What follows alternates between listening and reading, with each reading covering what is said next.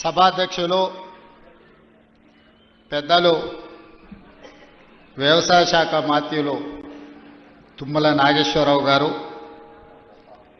ఈ కార్యక్రమానికి నాతో పాటు ముఖ్య అతిథులుగా విచ్చేసిన మిత్రులు ఉప ముఖ్యమంత్రి వర్యులు బట్టి విక్రమార్క గారు, సహచార మంత్రివర్గ సభ్యులు, పార్లమెంట్ సభ్యులు, శాసనమండలి సభ్యులు, శాసనసభ్యులు, ప్రభుత్వ ప్రధాన కార్యదర్శి గారు, వివిధ శాఖలకు సంబంధించిన ఉన్నతాధికారులు, agriculture university vice chancellor అలాస్ Danayya గారు, వ్యవసాయ శాఖ కమిషన్ చైర్పర్సన్ పెద్దలు కోదండ రెడ్డి గారు, అదేవిధంగా ప్లానింగ్ కమిషన్ వైస్ చైర్మన్ పెద్దలు ఈ అగ్రికల్చర్ యూనివర్సిటీ పూర్వపు విద్యార్థి డాక్టర్ జి చిన్నారెడ్డి గారు, అదేవిధంగా వేదిక మీద ఉన్న ప్రజాప్రతినిధులు, ఈ ఆడిటోరియంలో ఉన్న రైతాంగ మిత్రులు, 1600 రైతు వేదికలల్లో దాదాపుగా 6,40,000 మంది రైతులు ప్రత్యక్షంగా ఈ రైతు భరోసా పండుగ కార్యక్రమాన్ని ప్రత్యక్షంగా వీక్షిస్తూ ఇందిరమ్మ రాజ్యంలో ప్రజాప్రభుత్వం రైతుని రాజుగా చేయడమే కాదు, వ్యవసాయాన్ని పండుగ చేయాలన్న ఉక్కు సంకల్పంతో చేస్తున్న ప్రయత్నాన్ని ఆశీర్వదించడానికి విచ్చేసిన రైతాంగ సోదరులందరికీ కూడా మనస్ఫూర్తిగా కృతజ్ఞతలు, ధన్యవాదాలు తెలియజేస్తున్నా. మిత్రులారా, మీకందరికీ తెలుసు, ఈ రాష్ట్రంలో, ఈ దేశంలో ఎవరు ప్రజాప్రతినిధిగా ఎన్నిక కావాలన్నా, ఎవరు ప్రభుత్వాన్ని ఏర్పాటు చేయాలన్నా రైతుల యొక్క ఆశీర్వాదము, రైతులు చేయుతను అందించకపోతే ఎవరు అధికార పీఠంలో కూర్చోలేరు అని చెప్పి ఈ వేదిక మీద నేను ఖచ్చితంగా చెప్పదలుచుకున్నా. ఈనాడు ఎవరు ఎమ్మెల్యే అయినా, ఎమ్మెల్యే సంగతి పక్కన పెట్టండి, వార్డు మెంబర్ కావాలన్నా, సర్పంచ్ కావాలన్నా, ఎంపీటీసీ కావాలన్నా, జడ్పీటీసీ కావాలన్నా, జిల్లా పరిషత్తులు గెలవాలన్నా, శాసనసభలో ప్రాతినిధ్యం వహించాలన్నా, పార్లమెంటుకు వెళ్ళాలన్నా, ఏ రాష్ట్రానికి ముఖ్యమంత్రి కావాలన్నా రైతులు అండగా నిలబడాలి. ఆ రైతుల ఆశీర్వాదం ఉన్నప్పుడే మన కుర్చీ పదిలంగా ఉంటుంది అని బలంగా విశ్వసించే మీ సోదరుడు ఈరోజు ఈ వేదిక మీద నుంచి రైతులకు ఉద్దేశించి మాట్లాడుతున్నాడు. మిత్రులారా, ఈనాడు చాలామంది చాలా విషయాలు మాట్లాడుతున్నారు. చాలా విషయాలు మాట్లాడే వాళ్లకు అవకాశాలు రాని వాళ్ళు కాదు. ఆనాడు ఉమ్మడి రాష్ట్రంలో డాక్టర్ వైఎస్ రాజశేఖర రెడ్డి గారి మంత్రివర్గంలో మంత్రులుగా పనిచేసిండ్రు. ఆ తర్వాత తెలంగాణ రాష్ట్రంలో 10 సంవత్సరాలు ప్రభుత్వాన్ని నడిపిన వాళ్ళే ఇవాళ 18 నెలలు తిరగక ముందే ఈ ప్రభుత్వాన్ని నిందిస్తూ, దూషిస్తూ వీధి నాటకాలతోని బయలుదేరి ఇవాళ తెలంగాణ రాష్ట్ర రైతాంగాన్ని నేను ఈ వేదిక మీద నుంచి విజ్ఞప్తి చేస్తున్నా. తెలంగాణలో ప్రజాప్రభుత్వం, ఇందిరమ్మ రాజ్యం ఏర్పడ్డ తర్వాత గతంలో రైతు రుణమాఫీ గురించి మీకు తెలుసు. 2014లో ₹1,00,000 రైతు రుణమాఫీ చేస్తా అని మాట ఇచ్చి అధికారంలోకి వచ్చిన తర్వాత 4 విడతలుగా నేను ఇస్తాను, ఇప్పుడు నా దగ్గర నిధులు లేవని ఆనాడు మాట్లాడేది. 4 విడతలలో అసలు కంటే మిత్తి తడిసి మోపెడై నెత్తి మీద అప్పు, చేతిలో చిప్ప వచ్చే పరిస్థితి రైతులకు ఏర్పడ్డది ఆనాడు. తిరిగి 2018లో మళ్ళీ అదే వాగ్దానం ఇచ్చిండ్రు, ₹1,00,000 రైతు రుణమాఫీ చేస్తాం. మొదటిసారి తప్పు జరిగింది, రెండవసారి తప్పు జరగకుండా మేము చూసుకుంటాం, ₹1,00,000 రైతు రుణమాఫీ చేస్తామని. 5 సంవత్సరాల తర్వాత వెనక్కి తిరిగి చూస్తే 11,500 రైతు రుణమాఫీ చేస్తే 8,500 కోట్ల రూపాయలు మిత్తికే సరిపోయినాయి. 3,000 చిల్లర మాత్రమే ఆనాడు రైతులకు రుణమాఫీ చేశారు.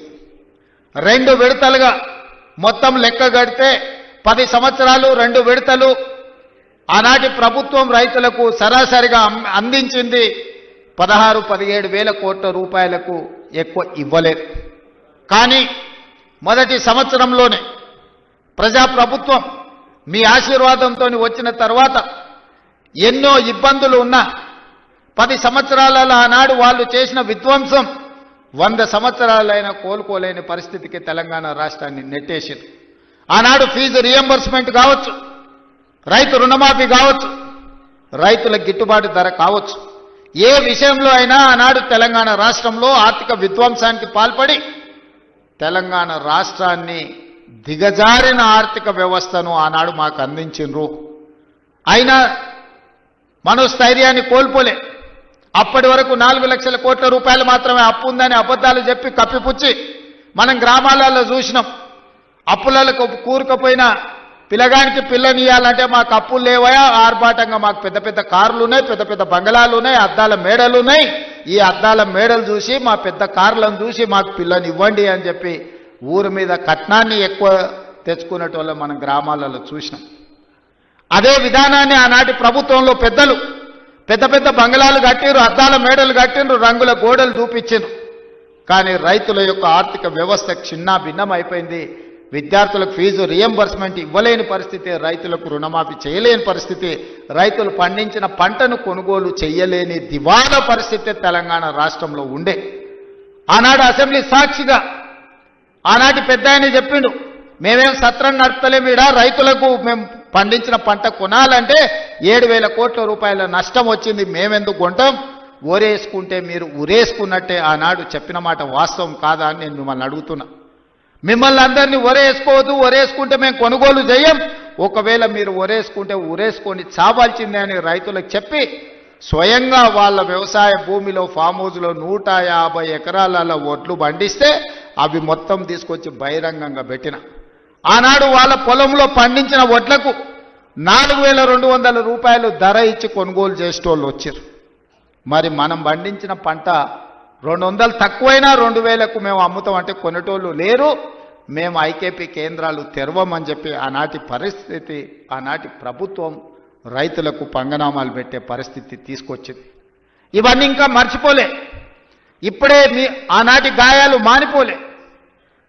అయినా అలాంటి పరిస్థితుల్లో తెలంగాణ రాష్ట్రంలో ప్రభుత్వాన్ని ఏర్పాటు చేసి ఆనాడు స్పష్టంగా చెప్పినాం, మీరు వరి పండించండి, రాష్ట్ర ప్రభుత్వం కొనుగోలు చేస్తుంది, చివరి గింజ వరకు కొనే బాధ్యత మా ప్రభుత్వం తీసుకుంటుంది. ఎందుకంటే ఆనాడు ఇందిరమ్మ రాజ్యంలో సోనియా గాంధీ గారు కనీసం మద్దతు ధరను తీసుకొచ్చి రైతు పండించిన పంటకు దళారుల చేతిలో మోసపోకుండా ఈరోజు కనీసం మద్దతు ధరను అందించి రైతు పండించిన పంట కొనుగోలు చేసే బాధ్యత మాది అని చెప్పి ఈరోజు కాంగ్రెస్ ప్రభుత్వం మీ ముందు నిలబడి మొదటి విడతగా పంట కొనుగోలు చేసినాం. రెండవ విడతకు వచ్చినప్పుడు నేను చెప్పిన పెద్దలు ఉత్తమ్ కుమార్ రెడ్డి గారితో మాట్లాడి, అన్న దొడ్డు బియ్యం తింటలేరు, ఈరోజు గ్రామాలలో చైతన్యం వచ్చింది. రైతులు స్వయంగా 10 రూపాయలు ఖర్చైనా కూలికి పోయి ఉపాధి హామీ కూలీ చేసుకునే పేదలు కూడా ఈరోజు సన్న బియ్యంతో బుక్కడు అన్నం తింటుండ్రు. సన్న బియ్యం మనం ఇవ్వాలి, సన్న బియ్యం ఇవ్వాలి అంటే మన రైతులు సన్న వడ్లు పండించాలి. ఎందుకంటే తెలంగాణలో పండించే వడ్లు నాణ్యమైనవి, శ్రేష్టమైనవి. కానీ దొడ్డు బియ్యం పండిస్తే దొడ్డు బియ్యం తినే పరిస్థితి లేదు. మనము రేషన్ షాపులలో దొడ్డు బియ్యం ఇస్తే మళ్ళీ తిరిగి మిల్లర్లు కొంటుర్రు, లేకపోతే కోళ్ళ దానాకు పోతున్నాయి. దొడ్డు బియ్యం ఇవ్వద్దు, సన్న బియ్యం ఇవ్వాలి అని నేను చెప్పిన. మరి ఏం చేయాలి, సన్న బియ్యం ఇవ్వాలి అని అంటే నేను చెప్పిన, మీరు రైతులకు విజ్ఞప్తి చేయండి, నేను చేస్తా, మీరు చేయండి. ఉప ముఖ్యమంత్రి గారు చేస్తారు, వ్యవసాయ శాఖ మంత్రి గారు చెప్తారు, రైతులకు సన్న వడ్లు పండిస్తే 500 రూపాయల బోనస్ ఇచ్చి ఆ వడ్లను కొంటాము, మాది బాధ్యత అని అంటే నమ్మకంగా, విశ్వాసంగా తెలంగాణ రాష్ట్రంలో పండించిన పంటలో 60% పోయినసారి సన్న వడ్లు మీరు పండిస్తే ఆ సన్న వడ్లను కొన్ని సన్న బియ్యం చేసి ఇవాళ పేదోళ్లకు సన్న బియ్యం రేషన్ షాపులలో పంచుతున్న మాట వాస్తవం కాదా? 6,40,000 కుటుంబాలు ఈరోజు రైతు వేదికలలో ఉన్నారు. ఇవాళ మా అక్కలీడికి వచ్చిండ్రు, రైతులు మాట్లాడినరు, మా ఆడబిడ్డలు మాట్లాడినరు. ఇవాళ పిల్లలకు రేషన్ షాపుల్లో మా ప్రభుత్వం ఇస్తున్న సన్న బియ్యంతో అన్నం పెడుతున్నారా లేదా ఒకసారి ఆలోచన చెయ్యండి. ఇవాళ మా రైతాంగానికి నేను ధన్యవాదాలు చెప్పదలుచుకున్నా.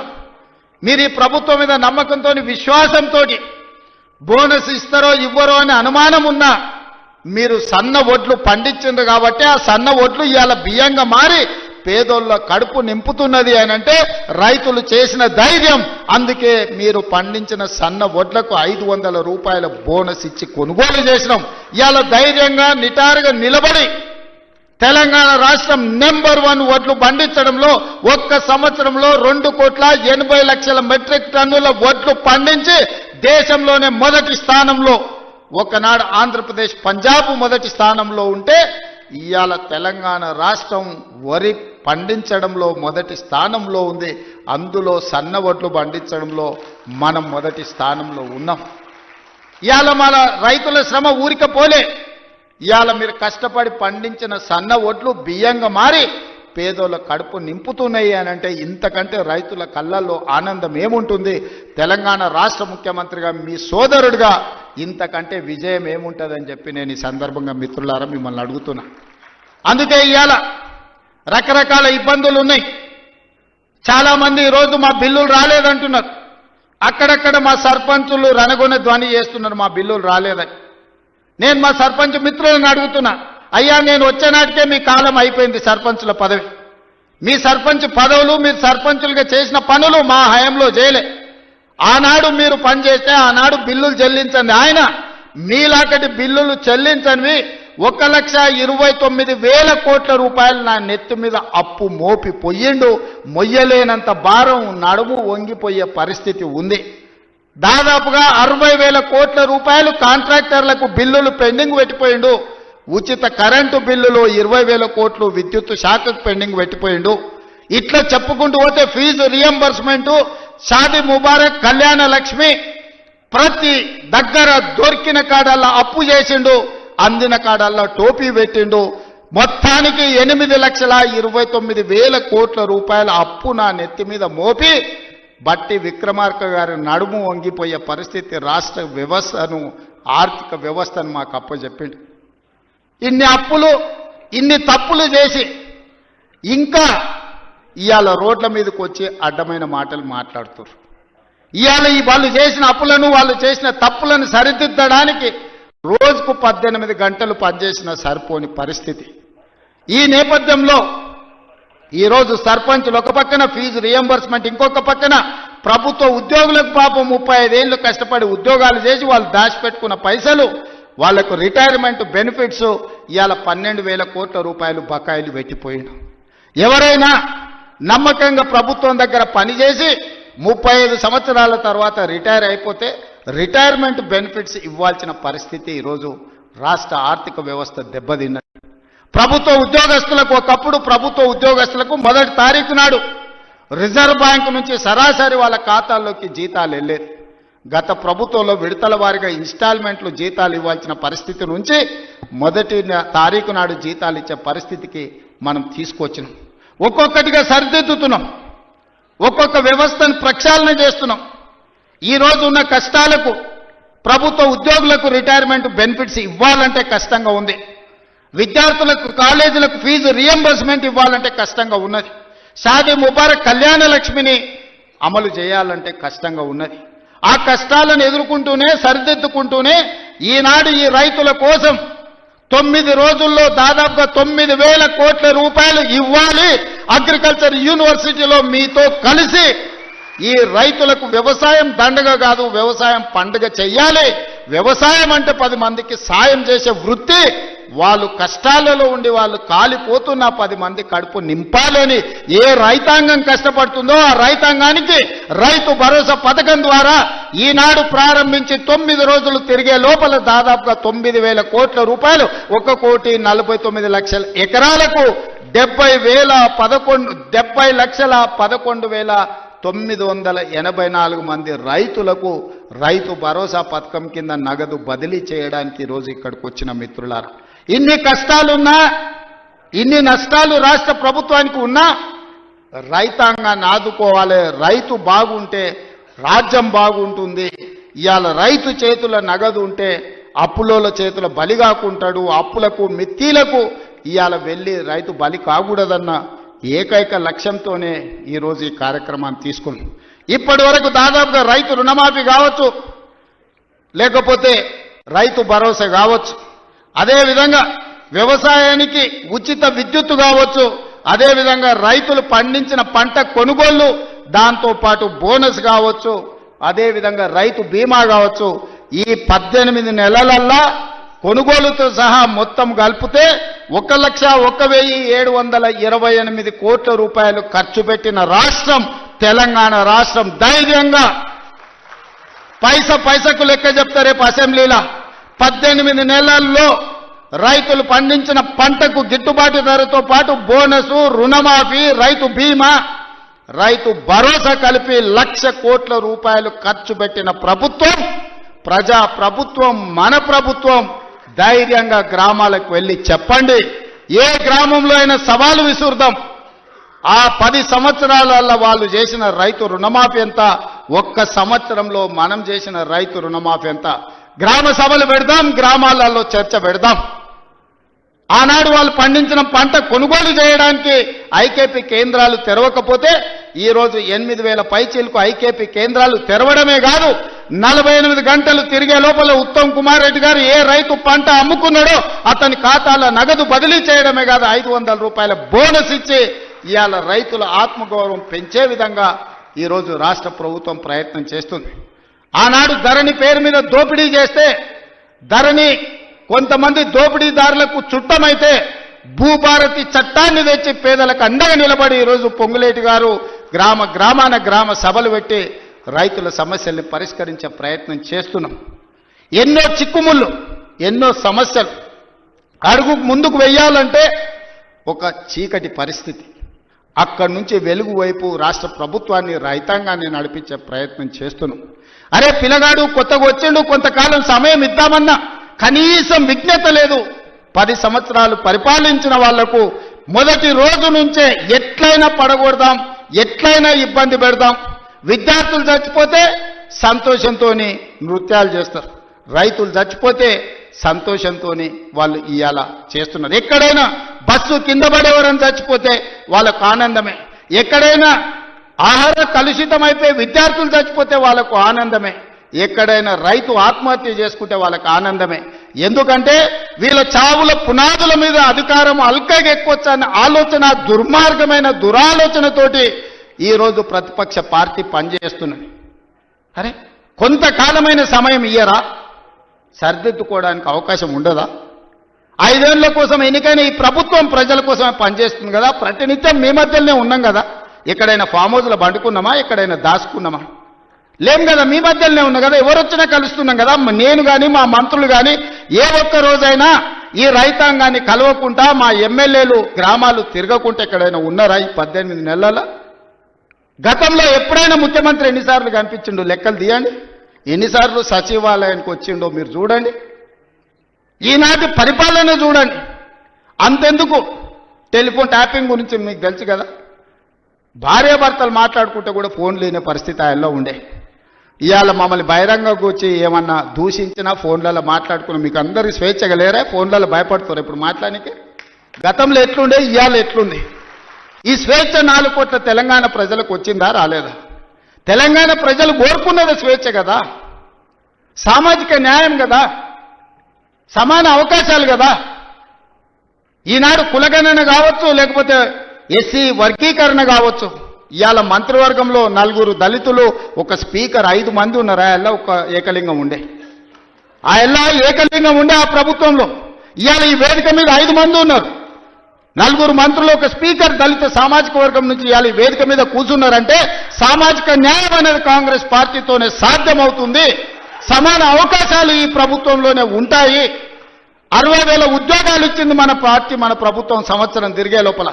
నేను ఛాలెంజ్ చేస్తున్న భారతదేశంలో స్వతంత్రం వచ్చినప్పటి నుంచి ఏ రాష్ట్ర ప్రభుత్వమైనా, ఉమ్మడి రాష్ట్రంలో కూడా, ఆనాడు ఆంధ్రప్రదేశ్లో కూడా ఒక్క సంవత్సరంలో 60,000 ఉద్యోగాలు ఇచ్చిన చరిత్ర లేదు. మన ప్రభుత్వం 60,000 ఉద్యోగాలు ఇవాళ ఇచ్చింది. శాఖల వారిగా నేను లెక్క చెప్తా. ఒకప్పుడు ఉద్యోగాల కోసం తెలంగాణ ఉద్యమమే వచ్చింది. ఒకప్పుడు నోటిఫికేషన్ల కోసం లక్షలాది మంది విద్యార్థులు రోడ్ల మీదకి వచ్చింది. కానీ మన ప్రభుత్వం వచ్చిన తర్వాత అన్నా నోటిఫికేషన్లు ఎక్కువైతే కొంచెం ఆలస్యం, అన్ని చదువుకోవాలంటే కష్టమవుతుందా, అశోక్ నగర్లో ధర్నాలు చేసిరు. ఆనాటికి ఈనాటికి ఉన్న తేడాను మీరు గమనించండి.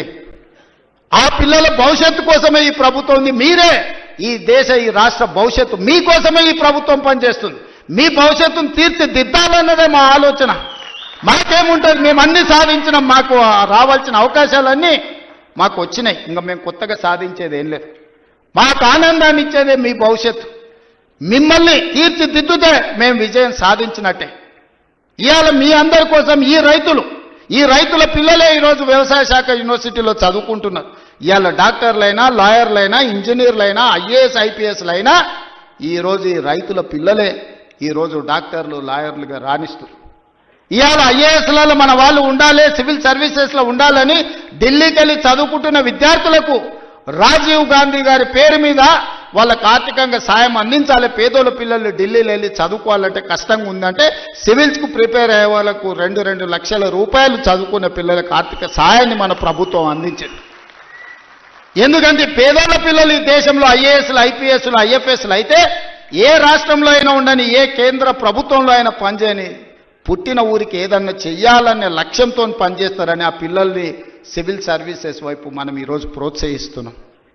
అందుకే ఈరోజు ప్రతి శాఖను ప్రక్షాళన చేసుకుంటూ వస్తున్నాం. ప్రతి ప్రయత్నం చిన్న చిన్న తప్పులు ఎక్కడైనా దొర్లినా ఎంబడే సరిదిద్దుకొని వాటిని ముందుకు తీసుకెళ్తున్నాం. మిత్రులారా, ఇవాళ తెలంగాణ రాష్ట్ర ప్రజలకు ఇదొక సంతోషకరమైన శుభదినం. 8-9 రోజుల్లో 9,000 కోట్ల రూపాయలు రైతుల ఖాతాలో పడుతున్నాయంటే నిజంగా రైతులు ఎవరి దగ్గర చెయ్యి చాల్చాల్సిన పని లేదు. ఏ పెట్టుబడికైనా ఇంతకుముందే పెద్ద ఆయన వచ్చి చెప్పిపోయిండు, సార్ ఉత్త వడ్లే కాదు, కూరగాయలు పండిస్తే లాభం ఉంది, మొక్క పండిస్తే లాభం ఉంది, ఆలుగడ్డలు పండిస్తే లాభం ఉంది, నేను పెట్టుబడి పెట్టిన దానికంటే నాకు అధికంగా లాభం వచ్చింది, డ్రిప్ ఇవ్వాలని పెద్ద ఆయన వచ్చి చెప్పిపోయిండు. దాని నుంచి మనం నేర్చుకోవాల్సిన అవసరం ఉంది. ఒకప్పుడు డ్రిప్, స్ప్రింక్లర్స్, వ్యవసాయ పనిముట్లు ఆనాడు ఉచితంగా లేకపోతే 90% సబ్సిడీతో కాంగ్రెస్ ప్రభుత్వం ఇచ్చింది. ఇవాళ అవన్నీ మాయమైపోయినాయి. అందుకే మళ్ళీ వ్యవసాయ శాఖ మంత్రి గారికి నేను సూచన చేస్తున్నా, వ్యవసాయ పనిముట్లను రైతులకు అందించి మంచి పంటలు పండించడానికి అవసరమైన కమర్షియల్ క్రాప్స్ను ప్రోత్సహించాల్సిన అవసరం ఉంది. ఎందుకంటే వ్యవసాయం లాభసాటిగా కావాలి. వ్యవసాయం వ్యవసాయ కుటుంబంలో 4 ఉంటే ఒకరు కుటుంబాన్ని చూసుకోవాలి, ఒకరు వ్యవసాయం చూడాలి, ఒకరు ఉద్యోగం చేయాలి, ఇంకొకరు వ్యాపారం చేయాలి. అప్పుడే ఆ కుటుంబం ఆర్థికంగా నిలబడుతుంది. అప్పుడే రాష్ట్రం అభివృద్ధి పదం వైపు నడుస్తుంది. రాబోయే 10 సంవత్సరాలలో తెలంగాణ ఎకానమీని $1 ట్రిలియన్ ఎకానమీ చేయాలంటే వ్యవసాయం లాభసాటిగా మారాలి. రైతుల పెట్టుబడికి 2 లాభం వచ్చినప్పుడే తెలంగాణ రాష్ట్ర ఆర్థిక వ్యవస్థ అభివృద్ధి పదం వైపు నడుస్తుంది. మరి తెలంగాణ రాష్ట్ర ఆర్థిక వ్యవస్థ అభివృద్ధి పదం వైపు నడపాలంటే పరిశ్రమలు పెట్టే వాళ్ళకి సబ్సిడీలు ఇవ్వడమే కాదు, పరిశ్రమలు పెట్టే వాళ్ళకి భూములు ఇవ్వడమే కాదు, వ్యవసాయం చేసుకుంటున్న పేద రైతులకు కూడా సబ్సిడీలు ఇవ్వాల్సిన అవసరం ఉంది, ఇన్సెంటివ్లు ఇవ్వాల్సిన అవసరం ఉంది, టెక్నాలజీని బదిలీ చేయాల్సిన అవసరం ఉంది, సాంకేతిక నైపుణ్యాన్ని నేర్పాల్సిన అవసరం ఉంది. ఈరోజు టెక్నాలజీలో ఏఐ టెక్నాలజీ వచ్చింది.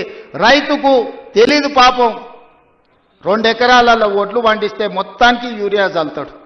కానీ ఎక్కడ సమస్య ఉందో అక్కడనే చల్లగలిగిన సాంకేతిక నైపుణ్యాన్ని తెస్తే ఎరువుల బాధ దప్పుతుంది, కలుషితమైన ఆహారం తగ్గుతుంది, భూమి సారవంతమైన నేలగా ఉంటుంది. ఇట్లాంటి సాంకేతిక నైపుణ్యాన్ని కూడా ఈరోజు వ్యవసాయ శాఖ నేర్చుకోవాల్సిన అవసరం ఉంది, రైతులకు నేర్పాల్సిన అవసరం ఉంది. అదేవిధంగా ఈరోజు వ్యవసాయ పంపు సెట్లు సంవత్సరానికి దాదాపుగా 17,000 కోట్ల రూపాయలు ఉచిత విద్యుత్తుకి ఈరోజు మనం ఖర్చు పెడుతున్నాం. ఇవాళ అదే సోలార్కి మనం మారిపోతే సోలార్తోని మీ వ్యవసాయం ఉచితమే కాదు, మీరు సోలార్ విద్యుత్తు ద్వారా నెలకు 2,000, 3,000 మా ఆడబిడ్డలకు ఆదాయం వచ్చేటట్టు విద్యుత్తు శాఖకు సంబంధించి ఉప ముఖ్యమంత్రి గారు ప్రణాళికలు చేస్తే రైతులు సిద్ధంగా ఉన్నారు. దానికి అవసరమైన పెట్టుబడి మనం పెడదాం. కొన్ని వేల కోట్ల రూపాయలు ఒకసారి పెట్టుబడి పెట్టినా 25 సంవత్సరాలు ఈ రైతులకు లాభసాటిగా ఉంటుంది. వాళ్ళు వాడుకోగా మిగిలిన విద్యుత్తును మీకు అమ్ముతారు. ఈరోజు మా రైతులు అదాని అంబానీలతో పోటీ పడే విధంగా తీర్చిదిద్ది సోలార్ విద్యుత్ ఉత్పత్తిలో అదానీలతో పోటీ పడే విధంగా మా రైతుల్ని ఇంటికాడ కూర్చున్న వాళ్ళకే ఆదాయం వచ్చే విధంగా ప్రణాళికలు చేయాలి. ఈ వేదిక మీద నుంచి ఎనర్జీ డిపార్ట్మెంట్కు అదేవిధంగా సంబంధిత శాఖ మంత్రి గారికి నా సూచన, మీరు ప్రణాళికలు సిద్ధం చేయండి, రైతులను చైతన్యం చేద్దాం, రైతులకు అవగాహన కల్పిద్దాం. మంది ఆడబిడ్డలు చదువుకొని విజ్ఞతతో మాట్లాడిన పెద్ద ఆయన మాట్లాడుతుంటే ఆయన ఉపయోగించిన ఇంగ్లీష్ భాష కావచ్చు, పదాలు కావచ్చు, అవగాహన కావచ్చు, అనుభవం కావచ్చు, ఆ పిల్లలే కాదు వేదిక మీద ఉన్న మంత్రులు కూడా నేర్చుకోవాలి. విషయాన్ని ఏ విధంగా సూటిగా శుద్ధి లేకుండా ఎట్లా చెప్పొచ్చో, అవగాహన ఎట్లా కల్పించో ఆ పెద్ద మనిషిని మనం చూసి నేర్చుకోవచ్చు. అందుకే ఇవాళ అలాంటి వాళ్ళని నేను కలెక్టర్లకు ఆదేశాలు ఇస్తున్నా. వ్యవసాయం మీద అవగాహన ఉండి 10 మందికి నేర్పాలన్న పెద్ద మనుషులను గ్రామాలు తిప్పండి. రైతు వేదికలలో సమావేశాలు పెట్టండి. వాళ్ళ చేత అవగాహన కల్పించండి. అవసరమైతే వాళ్ళకి ఆహారూర్యం ఇవ్వండి. రోజుకో 1000 రూపాయలు ఇవ్వండి. వాళ్ళ అవగాహనతోని రైతు వేదికలలో పోయి అవగాహన కల్పించినందుకు అదొక గుర్తింపు, ఒక గౌరవం. 1000 రూపాయలతో ఒక రోజు వాళ్ళ జీవితంలో మార్పు వస్తుందని నేను చెప్పడం లేదు. కానీ ప్రభుత్వం ప్రోత్సహిస్తుంది, ప్రభుత్వం గుర్తిస్తుంది, ప్రభుత్వం మిగతా రైతులకు అవగాహన కల్పించడానికి ప్రయత్నం చేస్తుంది అని చెప్పడానికి ఇవన్నీ కూడా ఉపయోగపడతాయి. కాబట్టి కలెక్టర్లందరికీ కూడా ఈ వేదిక మీద నుంచి చీఫ్ సెక్రటరీ గారికి నేను ఇన్స్ట్రక్షన్స్ ఇస్తున్నా. కలెక్టర్లందరినీ కూడా మీరు కలెక్టర్స్ కాన్ఫరెన్స్ తీసుకొని సోలార్ పంపు సెట్ల వల్ల ఉన్న ప్రయోజనం ఈరోజు రైతులకు వరే కాకుండా ఇతర లాభసాటి పంటలు ఏ విధంగా పండించాలి, భూమి యొక్క సారాన్ని చూసి ఏ భూమిలో ఏ పండ్ల తోటలు వస్తాయో, ఏ భూమిలో ఏ కూరగాయలు పండుతాయో, ఏ భూమిలో ఏ పంట అధిక దిగుబడి వస్తుందో, అది మొక్కజొన్న వస్తుందా, లేకపోతే పత్తి వస్తుందా, మిర్చి వస్తుందా, లేకపోతే కందులు వస్తాయా. మా కొడంగల్ తాండూరు ప్రాంతంలో మేము కందులు పండిస్తాం. దేశానికే మా కందిపప్పు అంటే, తాండూరు కొడంగల్ కందిపప్పు అంటే దేశంలో గొప్ప పేరు. ఏ ఏరియాలో ఏ పంట వండుతుందో, అచ్చంపేట ప్రాంతంలోకి పోతే దోసకాయలు వండుతాయి. దోసకాయ కందిపప్పు ఎంత బ్రహ్మాండంగా ఉంటుందా. చికెన్ మటన్ కూడా వనికిరాదు దాని ముందర. ఇప్పుడు ఆ పిల్లలకు తెలియకుండానే పోయింది. కొత్త తరానికి ఇప్పుడు దోసకాయలు అంటారు, వెనక బుడంకాయలు అనేటోళ్ళు. అవునా? కందిపప్పులా వేసి చేస్తే మన అమ్మనో నాయనమ్మనో వండితే మటన్ చికెన్ కంటే టేస్టీగా ఉండేది. జొన్న రొట్టెతోని కందిపప్పు బుడంకాయలతో తింటే ఎంత మజా ఉండేదా. ఇవాళ ఆ రుచులే పోయినాయి. అందుకే ఈరోజు పంట మార్పిడి జరగాలి, ఆలోచనలో చైతన్యం రావాలి, ప్రజలకు ఉపయోగపడాలి. మనము పోయి ఎక్కడెక్కడనో పోయి ఏదో కొత్త రకాల వంటలు, కొత్త రకాల డైట్ అని తీసుకొస్తున్నారు కొత్త కొత్తవి. ఎందుకంటే మన పెద్దోళ్ళు మనకి ఇచ్చిపోయారు. జొన్న రొట్టె తినండి, మీ బట్టలు మీరు ఉతుక్కోండి, 6 ప్యాక్ ఉంటుందో లేదో మీకు తెలుస్తుంది. మీ బట్టలు మీరు ఉతుక్కొని జొన్న రొట్టె తింటే మీరు ఏ జిమ్ములకి వెళ్ళి కండలు పెంచాల్సిన పని లేదు. ఆటోమేటిక్గా మీరు 6 ప్యాక్ తయారవుతారు. అవేమి చేయకుంటుండి జిమ్ములలో పోయి స్టెరాయిడ్స్ వారి ఆరోగ్యాన్ని పాడు చేసుకుంటారు. అందుకే ఈరోజు మా రైతులను ఇన్ని లక్షలాది మందిని వేదిక మీద నుంచి, వ్యవసాయ యూనివర్సిటీ నుంచి లక్షలాది మంది రైతులను ఉద్దేశించి ప్రసంగించడమే కాదు, వాళ్ళకి వేలాది కోట్ల రూపాయలు బదిలీ చేయడం ఇదొక మర్చిపోని జ్ఞాపకం. మీ అందరికీ ఈ ప్రభుత్వం అండగా నిలబడుతుంది. రాబోయే రోజుల్లో భూమి అనేది మీకు ఇండ్ల పట్టా అనేది ఇందిరమ్మ ఇల్లు అనేది ఇందిరమ్మనే ఇచ్చింది.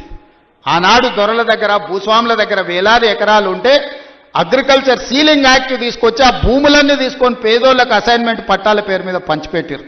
అటవీ ప్రాంతంలో ఉన్న ఆదివాసులకు, లంబాడ సోదరులకు పోడు భూముల పట్టాలిచ్చి వాళ్ళని భూ యజమానులను చేసింది.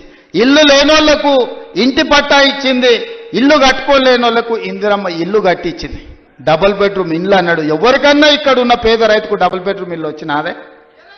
కానీ ఇవాళ లక్షలాది ఇందిరమ్మ ఇల్లు ఇవ్వడానికి మనం ముందుకు వచ్చినాం. మీరు ఇండ్లు కట్టుకోండి, ఒక ఇంటి వాళ్ళు కాండి, ఉన్న ఊర్లో ఇల్లు, ఇంత వ్యవసాయ భూమి అనేది మన ఆత్మగౌరవం. అంతకుమించి రైతులు ఏం కోరుకుంటలేరు. వాళ్ళు కష్టపడ్డ పంటకు వాళ్ళు గిట్టుబాటు ధర అడుగుతారు. అవి కూడా ఇవ్వలేని పరిస్థితిలో ఈ ప్రభుత్వం లేదు. మిమ్మల్ని ఆదుకుంటుంది, మీకు అండగా నిలబడుతుంది. పంట మార్పిడి చేయండి. మీరు ఏం పండించినా పంట మనం కొనుగోలు చేయడానికి అవసరమైన కేంద్రాలను ఏర్పాటు చేస్తాం. నాకు మంచి టీం ఉన్నది, మంచి మంత్రులు ఉన్నారు, అనుభవం కలిగిన వాళ్ళు ఉన్నారు. నాకు మంత్రిగా అనుభవం లేకపోవచ్చు, కానీ అనుభవం కలిగిన మంత్రులు పెద్దలందరూ ఉన్నారు. వాళ్ళందరి సహకారంతో ఒక మంచి పరిపాలన అందించి తెలంగాణ రాష్ట్రం దేశానికి ఆదర్శంగా నిలబడే విధంగా, తెలంగాణ రాష్ట్రం ఈ దేశంలోనే మొదటి స్థానంగా ఉండే రాష్ట్రంగా తీర్చిదిద్దే బాధ్యత తీసుకుంటాం. ఎవరు ఎన్ని గోల పెట్టినా, ధర్నాలు చేసినా, రోడ్డు మీద బండి దొల్లినా, తొడుక్కున్న బట్టలు చించుకున్నా 10 ఏళ్ళు మన ప్రభుత్వమే ఉంటుంది. నేను ఈ మాట చెప్పదలుచుకున్నా. వాళ్ళని చూడండి, వాళ్ళ మాటలు చూడండి. అసూయ, అక్కసు, కడుపు నిండా విషం కనిపిస్తుంది, అహంభావం కనిపిస్తుంది, బలుపు కనిపిస్తుంది మాటలలో. చూడండి టీవీ ముందర మాట్లాడేటప్పుడు ఒక్కసారి. ఎందుక 10 ఏళ్ళు వేలిండ్రు కదా, అన్ని అవకాశాలు ఇచ్చారు ప్రజలు. మిమ్మల్ని ఎవరు చేయొద్దన్నారు? రైతు భరోసా ఇవ్వద్దన్నారా? లేకపోతే రైతుకు పండించిన పంటకు గిట్టుబాటు ధర ఇవ్వద్దన్నారా? రైతు రుణమాఫీ చేయొద్దన్నారా?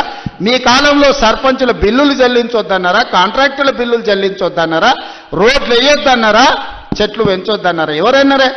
10 ఏళ్ళు మొత్తం మీ ఇష్టారాజ్యంగా పరిపాలన చేసి రాష్ట్రాన్ని రావణ కాష్టంగా మార్చి, రాష్ట్రం మొత్తం విధ్వంసం చేసి బొందల గడ్డగా మార్చి, ఇంకా సిగ్గు లేకుండా రోడ్ల మీదకి వచ్చి మమ్మల్ని తిట్టే పని చేస్తున్నారు. మీరు ఎన్ని తిడితే ఆ తిట్లన్నీ ఆశీర్వాదం కింద మారుతాయి. అందుకే వాళ్ళని పట్టించుకోవడం మానేసిన నేను.